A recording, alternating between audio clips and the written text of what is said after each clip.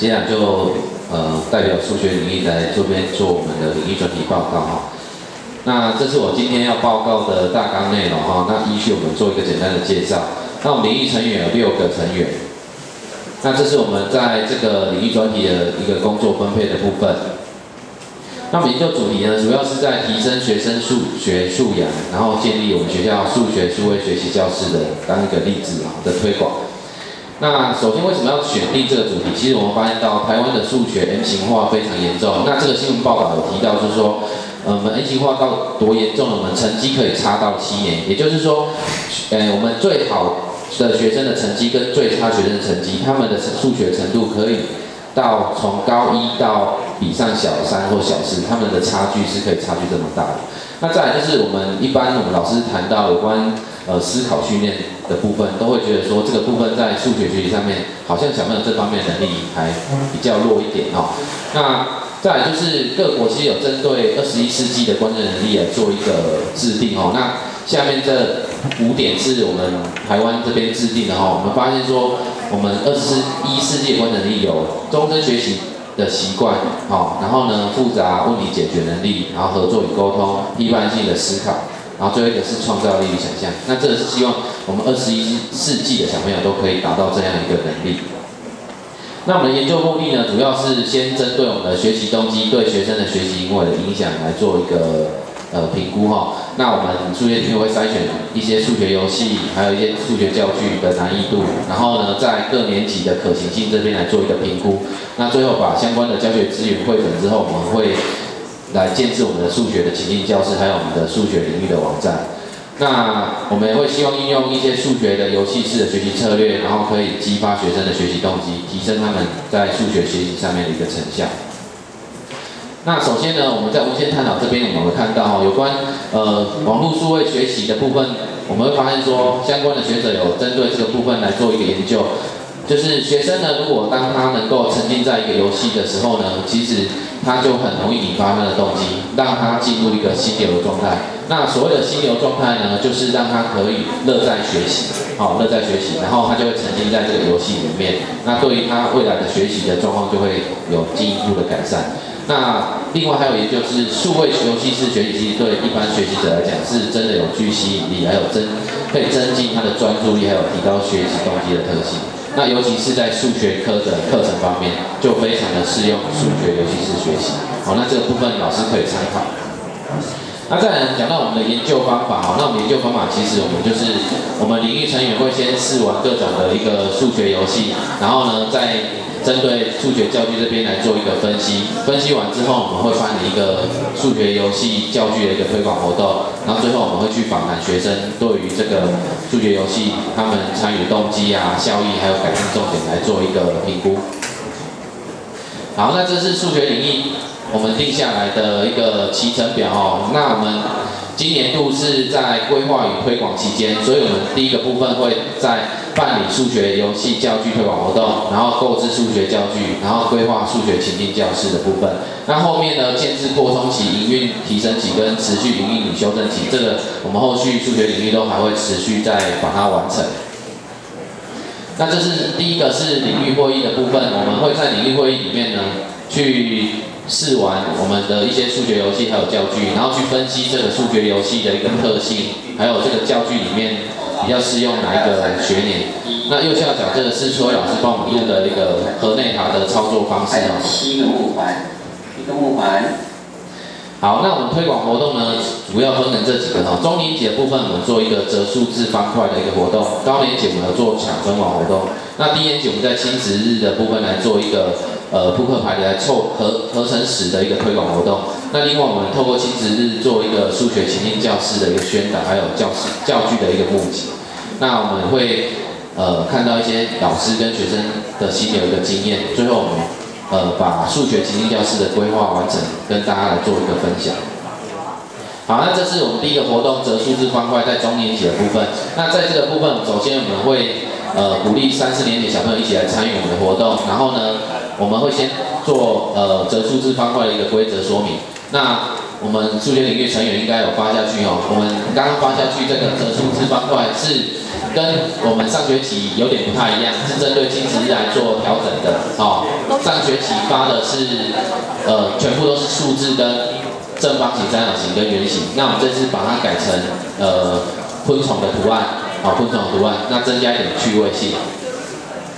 那我们这边我们也办了一个折数字方块的个人比赛那让学生呢鼓励他们去接触这个活动，然后去思考、去练习怎么样去折出一个跟一般有别于立体的魔术方块的方式。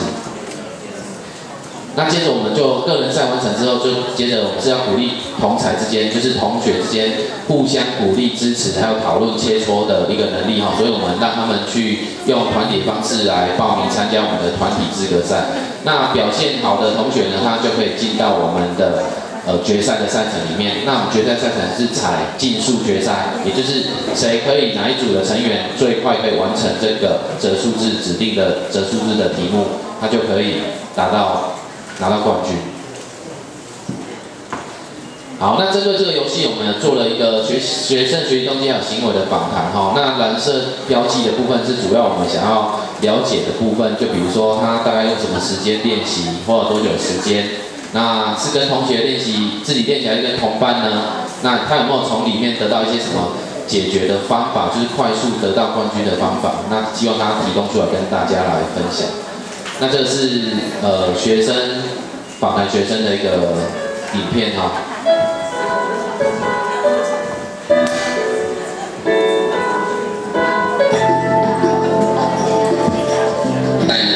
我想要看看折数字方块哪里好玩，因为小学生全校最厉害的，还可以让大家认识。都用大下课的时间，然后还有5到10分钟的下课时间，大家一起练习。大家一起练习。那遇到不会的时候怎么办？大家可以讨论。如果同班有空的话就一起练习，没空的话就自己练习，跟大家一起练习。为什么会跟大家一起练习？这样才会很认真。因为有一些是不会可以吃。有些是不会的，那什么是不会的？不能考试。不能考试。就是有一些是完全的还没做完。那你怎么去克服它？常常偶尔坚持。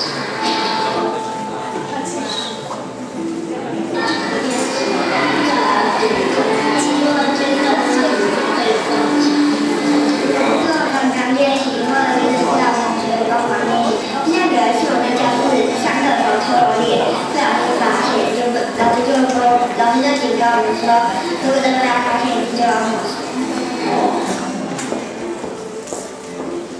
超级好听。让我学到数学题目找也很好玩。常见的多。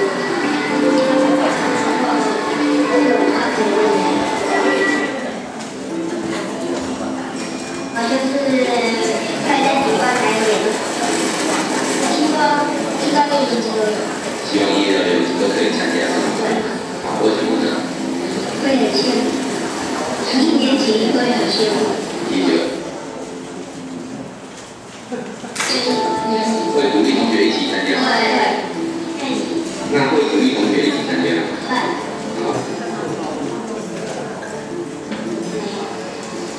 没有。等一下。我想去老师才没想去。但是你英文的时候会怎么样？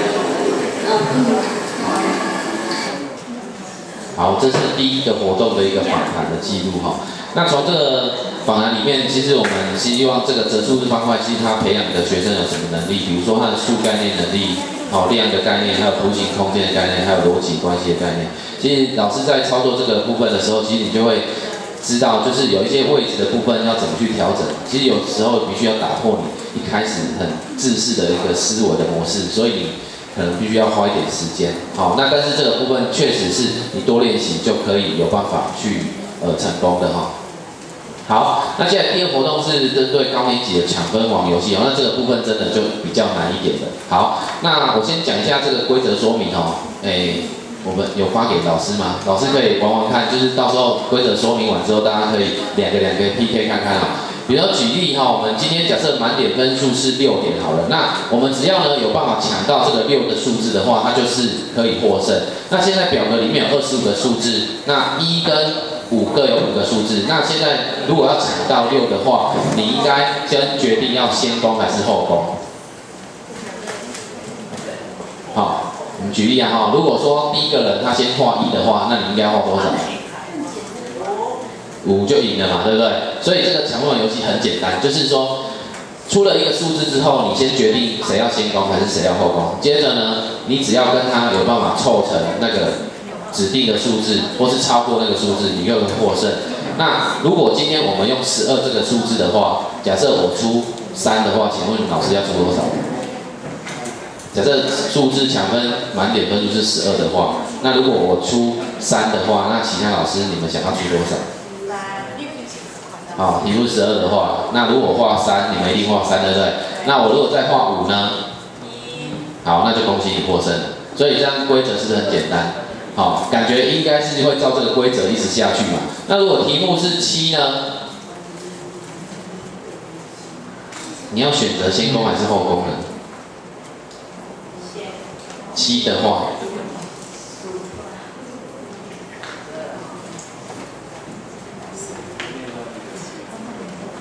7的话，你要先攻还是后攻？大家可以思考一下。好，如果是7哈，假设我先选择先攻好了，我先画1。接着呢，不管你画哪个数字，我都可以跟它凑成6，我就会获胜。不管你出5，你出5我就出1，你出4我就出2，你出3我就出3。好，所以呢，这个部分小朋友其实他们也有发现怎么样去获胜的一个秘诀哈，这个部分小朋友有发现，但是后面更难的，并不是这个规则永远都是如此，这个才是最让人觉得需要去讨论的地方。我们后面会做说明哈。好，那我们在抢分网的预赛里面呢，我们其实这个活动还蛮长的，但是我没有一直去希望小朋友多练习，就是他们有空的时候就可以来跟我拿那个挑战的单子去两个 PK 这样子。那预赛的时候，我们就让小朋友自己，就是我帮他指定对象，让他们去做 PK。那我们这边呢，第2个阶段就是我们会有挑选8个关主。那这个8个关主其实就是这里面他已经很早就找到规则的人。那不见得说担任关主的人就一定不会输，他的规则他可能只找到刚刚所讲规则凑6的规则，但是后面的一个变化的规则他可能还没有找到。好，那我们就让他们在关主挑战赛这边呢，去看看他们是不是能够找到有没有其他的可以挑战成功的人。好，那针对这个抢分网，我们也是做了一个基本的一个访谈哈。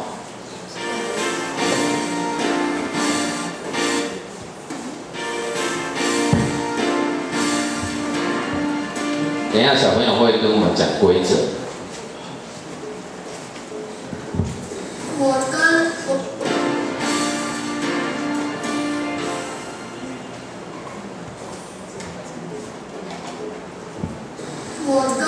我平常都中午。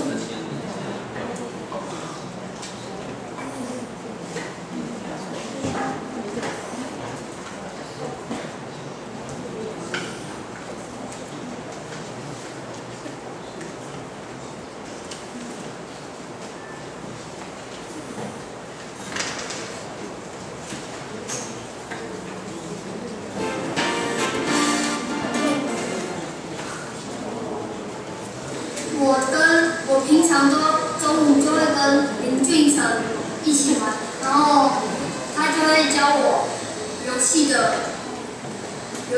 规则，然后我自然而然也会发现秘诀。那你就一起讨论。还有怎么样讨论可以说说看吗？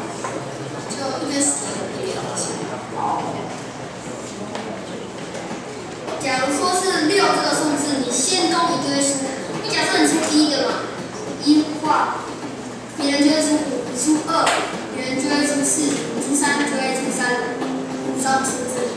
可是，在24之后的数字，这个规则就会被打破，因为要凑成6嘛，可是3少一个3，所以这个规则就会被打破。比如说6，如果你先攻嘛，你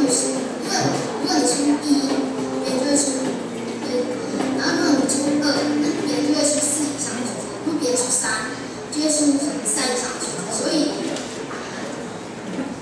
可是到20之后，那到24以后，这个规则就会被打破。那你怎么知道到24之后规则会被打破？24打破的原因，因为3没有可以配对的，就是当这个数字是6的时候，你就后攻，因为不管其他出什么数字，你跟它凑6就好。然后当数字是7的时候，你就先攻，因为你可以先注意，然后它出什么数字，你再跟它数6，然后你就赢。当数字是24的时候，你就要先，如果你先攻，你要先抢3，然后当出3，然后你出3，出3，再出3，然后我出3的时候，你就没有3可以出了，然后你出任何一个数字，我再跟你凑6的倍数，然后我就一直赢。那你怎么发现到这个规则？靠自己来。靠自己发现。那25也有类似的规则吗？可以跟我们说说看吗？就可以，你要后攻。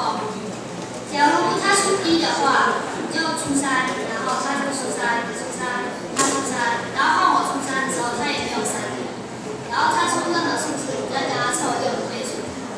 好。有话按下按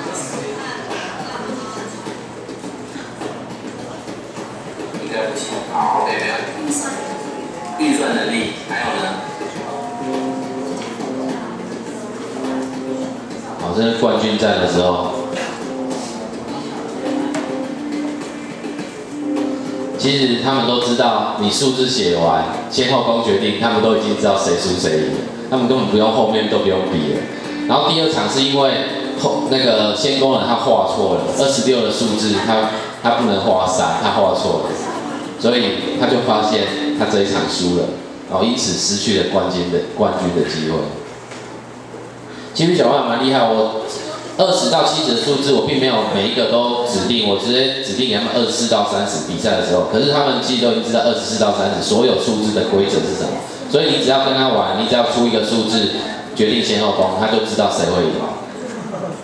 好，所以他们刚刚在玩的时候，为什么他会说你出3，我出3？因为这是以2个人都知道规则的情况底下，他预测你会这样出，因为即使你不这样出，他还是会赢你。好，所以这个部分的话，大家可以到时候找这几个小朋友玩玩看。好，那这个抢分网其实它培养能力就是有关数字的分解合成的演算能力啊哈。那其实我们最重要的是他们的一个逻辑推论跟探究的部分，它其实里面会非常的需要去推论每一个数字到底要怎么样才可以获胜。那再来就是他们在跟同侪之间来玩游戏的过程当中，其实他们也培养出他们一个数学沟通能力。那这个部分就有一些理解力跟表达力的部分。然后我们之前就发现小朋友其实他们有时候你感觉他好像懂了，那你就要试着让他去表达出来，因为不见得每个小朋友都有办法做一个用数学语言来表达他们的一个想法的方式哈。那这是1年级数学游戏的推广哦。那我们是先用最简单的方式，就是扑克牌出4张给他，在亲子教育日里面我们就进行。那小朋友手上呢会有一些扑克牌，那就让他们可以把它凑成10的扑克牌放上去，比如6就拿4，然后8就拿2，5就拿5，7就拿3。那我们在明年度的部分会再用扑克牌做一个进阶的一个模式，就是说我们就不再用2张，我们可能是3张，我们可能是4张，甚至可能是一个很弹性，就是谁能够用最多张组合成10，好，组合成10，那可能是一副完整的扑克牌，让小朋友去了解说凑10的一个概念，还有数字之间的一个关系。那这是我们1年级在数学推广活动的一个实况的照片哈。那我们在亲子日这边，我们也有办理的数学情境教室的推广跟教具募集。然后其实你会发现，其实小朋友就自己过来，我们其实也没有广播做什么事情。那他们会觉得这游戏就很好玩，就自己玩玩看。那其实他们自己玩，你也不用特别教学，就让他们自己摸。也许规则是不对的，但是从他们透过这种方式来练习，老师在引导一些基本规则进去，其实他们就会学得非常快。那我们下面这边我们有把一些数学绘本，其实1年级的小朋友非常适合做数学绘本的一个阅读哈。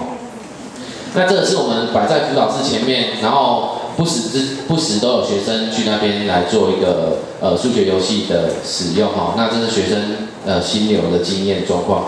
那这是老师的部分，好。那因为我们的样式其实要一直更换，不然的话，其实到最后慢慢人就会变少。但是因为每次来的人都还是不太一样。好，那我们有针对我们未来我们数学的数位学习教室来做一个简单的配置。那我们分成几个区域，比如说有数学挑战题目挑战区啊，本月数学游戏主打性。好。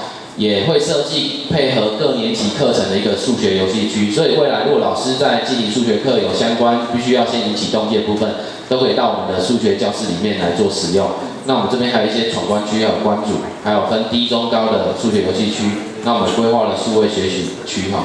那这些区域的里面的适合的一些游戏，还有比赛规则内容等等我们都有做简单的一个规划。那当然到时候一定是等所有的教具都到齐之后，我们再做一个完整的一个分析跟讨论。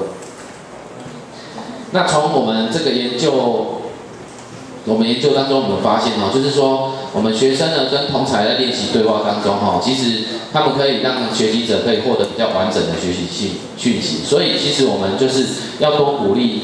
数学部分不要让学生自己一个人多鼓励他跟同学一起讨论、去对话分享他们的自己的想法。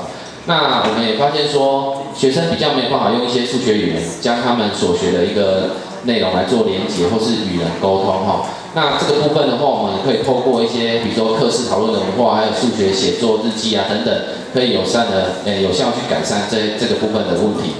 那玩数学游戏呢，也让学生更喜欢数学，对数学更有信心。从访谈之中我们会知道，那学生最不清楚就是他其实不知道这个数学游戏到底对他有什么帮助，或是这个能力可以应用在课堂上什么内容。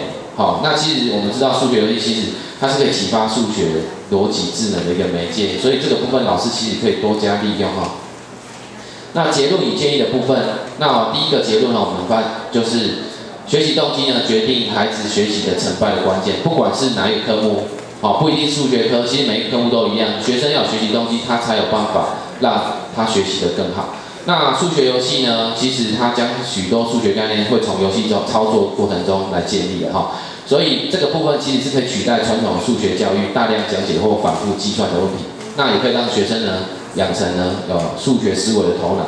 所以到时候我们一些数学游戏教具都整理好之后呢，我们提供给老师，老师就可以多加利用。那以教科书跟习作为主的教育学其实应该要做一点调整那这个部分我们才有办法强化学生的一个数学思考模式，还有数学辩证的技巧还有表征化的技巧等等。那我们未来的工作第一个就是我们会先充实我们数学领域的数学资源网，那这个部分我们已经有建制好了，只是内容还没有说很多。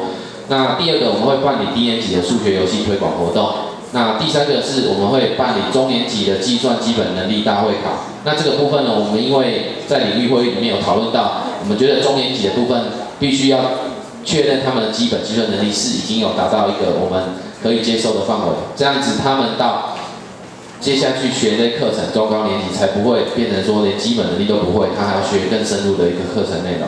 那我们这边也是借由这个活动会考活动呢，我们可以选择一些比较优秀的学生，让他们来指导可能在学习比较落后的学生这个部分。那我们也会协同高年级的教师去发展数学课室的讨论文化。那今天呢，我们有把一个资讯融入团队的计划送出去那这个部分就是针对高年级部分要开始来进行有关数学课室讨论文化的活动。那有兴趣老师也可以找我这边来报名。那我们最后也会规划有关数学步道，然后建制我们的数学情境教室，这是我们数学领域未来的一个工作。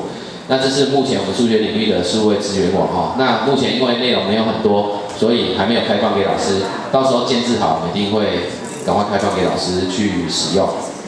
那这是今天报告的一个参考资料。好，以上是数学领域报告。好，谢谢数学领域的分享。好，接下来是我们的艺文领域，然后请生活准。